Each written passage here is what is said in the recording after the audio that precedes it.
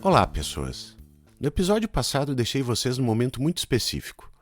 Março de 1921, uma rua de Berlim e um jovem armênio chamado Telirian parado ao lado do cadáver de Mehmed Talat Pasha. Telirian foi preso, julgado e absolvido por um júri alemão num processo que se transformou num tribunal sobre o genocídio armênio. A história dele foi o centro do episódio 57. Se você ainda não ouviu, recomendo começar por lá. Então, Talat estava morto. O julgamento havia terminado. A Operação Nêmesis havia cumprido seu primeiro e mais simbólico objetivo. O problema é que Talat não era o único nome na lista. Havia dezenas de outros. Governadores que assinaram ordens de deportação, oficiais que comandaram massacres, líderes políticos que organizaram a logística do extermínio. Todos eles haviam fugido. Todos eles estavam escondidos em algum lugar da Europa, do Oriente Médio ou da Ásia Central, vivendo sob nomes falsos, esperando que o mundo simplesmente esquecesse. Neste episódio, vamos falar sobre o que veio depois de Telirian. Sobre um jovem de 21 anos que matou em 3 países e depois foi para Nova York abrir uma loja de tapetes. Sobre o terceiro Pachá, que reorganizou o exército afegão antes de ser baleado. Sobre o segundo Pachá, o mais famoso dos 3, que foi enviado pelos bolcheviques para suprimir uma rebelião e morreu numa carga de cavalaria no Tajiquistão. Esta é a Operação Nêmesis, parte 2. Antes de iniciar aquele pedido, apoie o Vira Casacas. Comente, recomende, envie para as pessoas e, se puder, apoie financeiramente. Com R$5 por mês você já nos ajuda muito. É só entrar lá no apoia.se/viracasacas, na aurelo.cc ou enviar um pix recorrente para viracasacaspodcast@gmail.com. Ajude o Vira a continuar. Agora sim, vamos à história. Arshavir Shirazian nasceu em 1900 em Constantinopla, no Império Otomano. Cresceu rodeado de membros da Federação Revolucionária Armênia, a FRA, e quando o genocídio começou ele tinha 15 anos. Não era velho o suficiente para lutar, então fez o que conseguia. Contrabandeava armas e entregava mensagens secretas entre os membros da organização dentro da cidade. Ele sobreviveu, a maior parte da sua comunidade não. Quando a guerra acabou e a Operação Nêmesis foi aprovada, Shirazian tinha 20 anos e uma memória muito precisa de quem havia feito aquilo. Em março de 1920, em plena luz do dia, em uma rua movimentada de Constantinopla, ele cumpriu sua primeira missão. Assassinou Vahri Ihsan, um armênio que havia colaborado com as autoridades otomanas e ajudado a elaborar as listas de intelectuais armênios presos e deportados em 1915.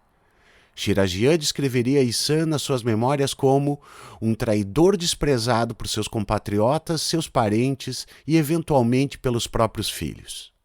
Depois disso, vieram os alvos maiores. O nome seguinte na lista de Shirazian era Said Halim Pasha, o grão-vizir do Império Otomano entre 1913 e 1916. No papel, o cargo de grão-vizir equivalia ao de primeiro-ministro. Said Halim era o chefe do governo otomano nos anos em que o genocídio foi planejado e executado. Foi ele quem assinou a aliança secreta com a Alemanha que fez a Turquia entrar na Primeira Guerra Mundial. Havia, no entanto, uma complicação. Diferente de Talat, Enver e Kemal, os 3 homens que de fato controlavam o governo, Said Halim era cada vez mais uma figura decorativa. Algumas fontes indicam que ele pode ter sido deliberadamente mantido fora do círculo de decisões mais sombrias, sem conhecimento real dos detalhes das deportações. O próprio tribunal otomano que o julgou no pós-guerra acabou absolvendo-o das acusações mais graves. A FRA não estava interessada nessa distinção. Para a organização, ele era o chefe de governo do período. Assinou os papéis, representava a estrutura que tornou o genocídio possível. Seu nome estava na lista. Após ser libertado de Malta em 1921, Said Halim se mudou para Roma. Shirazian seguiu. Alugou um apartamento na Via Cola de Rienzo e passou semanas observando a rotina do ex-grão-vizir. Em 5 de dezembro de 1921, Said Halim saiu de casa de táxi. Shirazian saltou no estribo do veículo e atirou na têmpora dele. Said Halim Pasha morreu ali. Shirazian tinha 21 anos. Depois de Roma, ele voltou para Constantinopla. Esperou. Uma nova missão chegou. Dessa vez em Berlim com um parceiro, Aram e Erganian. Os alvos eram 2. Bahadin Shakir, líder da organização especial, o grupo paramilitar responsável por coordenar os massacres nas províncias, e Kemal Azmi, ex-governador de Trebizonda, conhecido pela ferocidade particular em que havia conduzido as deportações na sua região. Tão brutal que ficou conhecido como o Monstro de Trebizonda. Em 17 de abril de 1922, Shirazian e Erganian os encontraram em Berlim. Os 2 alvos estavam caminhando tranquilamente com suas famílias. A Operação Nêmesis não tinha regra que impedisse isso. Os executores então agiram. Shirazian atirou em Kemal Azmi e feriu Shakir, e Erganian se aproximou e deu os tiros finais. Os 2 morreram na calçada, diante de suas famílias. Shirazian escapou. Foi perseguido por agentes turcos até a Bulgária, onde foi capturado numa armadilha em um hotel em Varna, e escapou novamente graças a um policial local. Em outubro de 1922, casou com Gayane, a namorada que o havia apoiado durante todos esses anos. Em 1923, os 2 partiram para Nova York, onde abriram uma loja de tapetes orientais. Em 1965, ele publicou suas memórias, O Testamento dos Mártires. Morreu em 1973, em Nova Jersey, aos 73 anos. Era um carpinteiro aposentado que havia operado em 3 países em nome dos mortos do seu povo. Enquanto Shirazian operava em Roma e Berlim, a Operação Nêmesis continuava rastreando os outros grandes nomes da lista. Um deles era Ahmed Kemal Pasha, o 3º membro do triunvirato que havia governado o Império Otomano durante a Primeira Guerra Mundial. Kemal era o ministro da Marinha. Dos 3 pachás, era o que carregava a reputação mais ambígua. Antes da guerra, como governador da província de Adana, havia recebido elogios de missionários cristãos por apoiar vítimas armênias de um massacre local. Durante a guerra, como governador-geral da Síria, supervisionou o sistema pelo qual centenas de milhares de deportados armênios foram canalizados para campos de concentração no deserto, onde morreram de fome, doença e violência. O embaixador americano Henry Morgenthau o descreveu como alguém que desprezava os povos subjugados do Império Otomano, árabes, gregos, armênios, circassianos, judeus, e que estava determinado a turquificar todo o território. Em novembro de 1918, quando o armistício chegou e o governo dos jovens turcos desabou, Kemal fugiu junto com Talay e Enver a bordo de um navio de guerra alemão. Os 3 desembarcaram em Odessa e seguiram para Berlim. Um tribunal militar otomano os julgou em absentia e os condenou à morte. A sentença nunca foi cumprida, pelo menos não pelo Estado. O exílio de Kemal foi o mais movimentado dos 3. Em 1920, ele viajou para o Afeganistão, onde passou quase 2 anos reorganizando o exército afegão, treinando tropas, modernizando estruturas, construindo uma nova carreira a milhares de quilômetros dos seus crimes. Paralelamente, mantinha contato com os bolcheviques em Moscou, atuando como intermediário nas negociações que garantiram o envio de armas e ouro soviéticos para Mustafa Kemal durante a Guerra de Independência Turca. Era um homem que havia ajudado a matar um povo e agora viajava entre capitais como um diplomata respeitável. Em julho de 1922, Kemal estava em trânsito. Vinha de Berlim, onde havia feito compras de equipamentos para o exército afegão, e seguia de volta a Cabul. A rota passava por Tiflis, capital da Geórgia, que havia sido incorporada à União Soviética no ano anterior. A Federação Revolucionária Armênia ainda operava na Geórgia de forma clandestina. O Comitê Central da FRA no país organizou a operação. Os executores eram 3. Em 21 de julho de 1922, Kemal Pasha foi assassinado em plena luz do dia nas ruas de Tiflis. Seu secretário morreu junto. O local escolhido pelos executores não foi aleatório. A morte aconteceu em frente à sede da própria Tcheca, a polícia secreta soviética. Uma mensagem dentro da mensagem.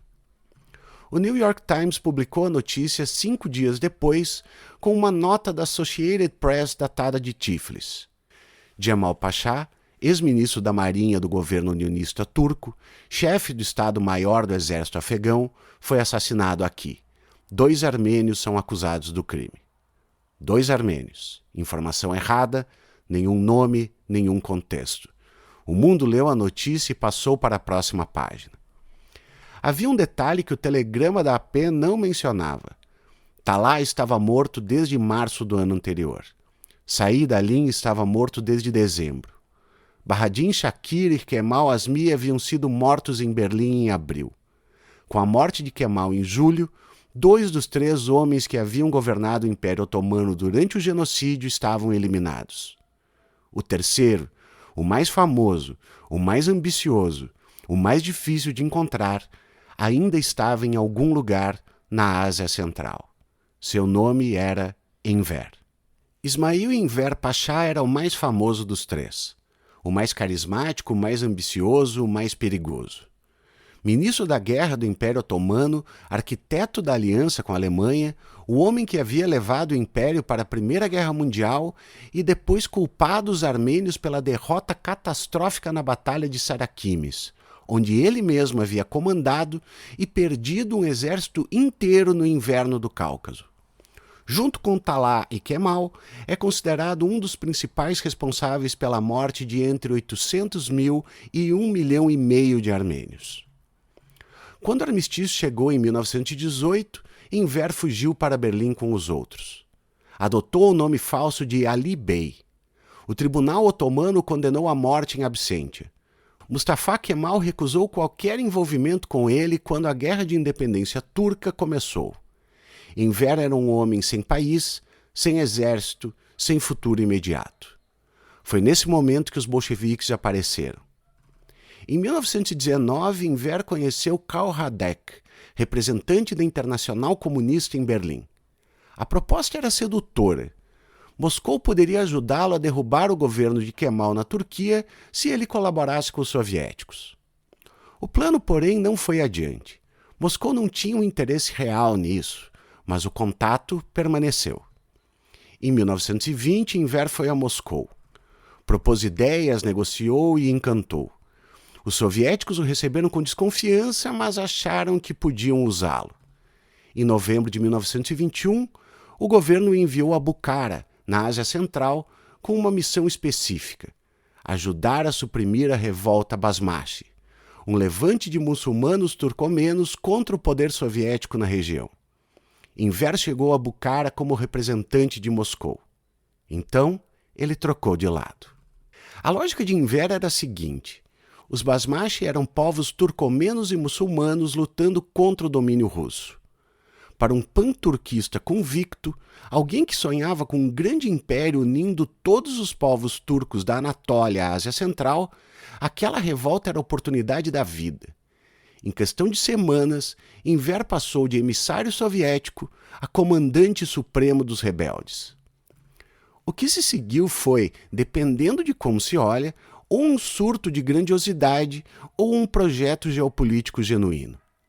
Enver reorganizou as forças Basmachi dispersas, construiu um exército que chegou a ter entre 16 e 20 mil homens, instalou uma estrutura de comando nos moldes alemães, tomou Duchambe após um cerco de 1 mês, mandou fabricar um selo dourado para os documentos oficiais que o descrevia como comandante em chefe de todos os exércitos do Islã, genro do califa e representante do profeta.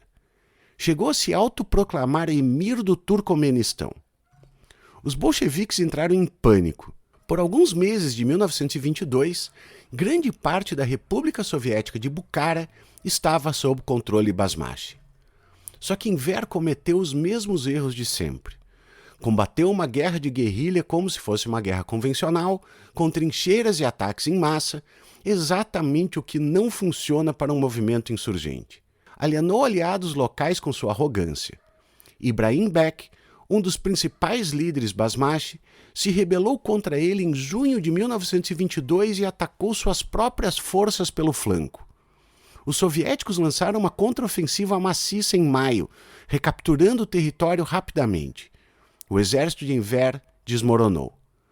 Em agosto de 1922, ele recuou para Baldzuan, no que hoje é o Tajiquistão, com um punhado de homens. Ali foi encontrado por uma brigada de cavalaria do Exército Vermelho sob o comando de Yakov Melkumov. Em 4 de agosto de 1922, Enver Pasha morreu. O que exatamente aconteceu naquele dia é uma das pequenas disputas da história. Algumas fontes dizem que ele liderou uma última carga de cavalaria desesperada contra as linhas inimigas e foi abatido por fogo de metralhadora. Outros dizem que sobreviveu ao primeiro ataque, fugiu por 4 dias e foi morto numa emboscada numa aldeia chamada Chagan. Há até relatos de que morreu no combate corpo a corpo. O que quase todas as versões têm em comum é o seguinte: o comandante da brigada soviética que o encontrou se chamava Yakov Melkumov, um comandante que algumas fontes identificam como armênio. A Operação Nêmesis lista Enver entre seus alvos, atribuindo sua morte a Melkumov, membro armênio do Exército Vermelho. Se foi uma execução planejada pela FRA ou simplesmente o desfecho de uma batalha, ninguém sabe ao certo. O que se sabe é que o segundo Pachá morreu como havia vivido, em movimento, em guerra, perseguindo um sonho que era grande demais para qualquer realidade suportar. O corpo foi enterrado no Tajiquistão. Em 1996, seus restos mortais foram levados para Istambul e reinumados no cemitério do Monumento à Liberdade, o mesmo cemitério onde estão os restos de Talat Pasha. 2 dos homens responsáveis pelo genocídio armênio descansam como heróis nacionais na Turquia. Então, o que foi a Operação Nêmesis? Entre 1920 e 1922, a Federação Revolucionária Armênia caçou e executou os principais responsáveis pelo genocídio armênio em 4 países diferentes, além de alcançar, de uma forma ou de outra, até o Tajiquistão. Os 3 homens que haviam governado o Império Otomano durante o extermínio de mais de 1 milhão de pessoas estavam todos mortos antes do fim de 1922. Nenhum deles havia sido punido por um tribunal internacional. Nenhum Estado havia cumprido as sentenças de morte que o próprio Tribunal Otomano havia proferido. A justiça que existiu foi a que um grupo de sobreviventes organizou com recursos próprios, em segredo, à margem de qualquer legalidade. A Turquia nunca reconheceu o genocídio armênio. Talat Pasha e Enver Pasha descansam no cemitério em Istambul como heróis nacionais. Ruas e praças carregam seus nomes. Em 2020, o presidente turco Erdogan elogiou publicamente Enver Pasha num desfile militar em Baku. Fica a pergunta, e ela não tem resposta fácil. Quando o Estado falha em fazer justiça, quem tem o direito de fazê-la? Delirium foi absolvido por um júri alemão que entendeu que havia uma responsabilidade maior em jogo. Shirazian matou 4 pessoas e foi morar em Nova York. Dzagijian, que matou Kemal em Tiflis, morreu anos depois no exílio siberiano durante as purgas stalinistas. A Nêmesis cumpriu sua missão, e cada um dos seus operativos carregou o peso disso pelo resto da vida. Nêmesis, na mitologia grega, a deusa da retribuição, aquela que equilibra a balança quando os mortais falham em fazê-lo. O nome foi bem escolhido. Espero que vocês estejam reflexivos. Até a próxima!